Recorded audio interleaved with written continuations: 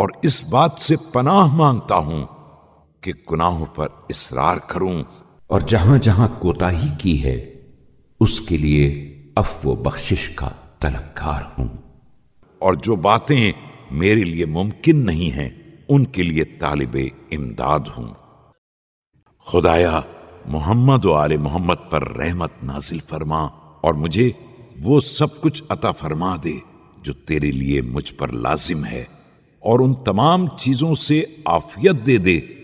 جن کا میں تیری طرف سے حقدار ہوں، اور مجھے ان سزاؤں سے پناہ دے دے جن کے تصور سے گناہگار خوف زدہ رہتے ہیں کہ تیری بارگاہ معافی سے معمور ہے اور تجھ سے مسلسل مغفرت کی امید کی جاتی ہے، اور تو درگزر کرنے ہی سے پہچانا جاتا ہے۔ میری حاجتوں کا کوئی مدعا تیرے علاوہ نہیں ہے، اور میرے گناہوں کا کوئی بخشنے والا تیرے سوا نہیں ہے، اور یقیناً نہیں ہے میں اپنے نفس کے لیے تیرے علاوہ کسی سے نہیں ڈرتا ہوں، کہ تو ہی اہل تقوی بھی ہے اور تو ہی اہل مغفرت بھی ہے۔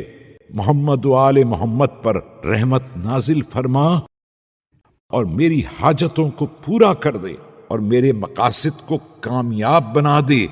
میرے گناہوں کو معاف کر دے اور میرے نفس کے خوف کو سکون و اطمینان سے بدل دے، کہ تو ہر شے پر قدرت رکھنے والا ہے اور یہ ساری باتیں تیرے لیے بہت آسان ہیں۔ آمین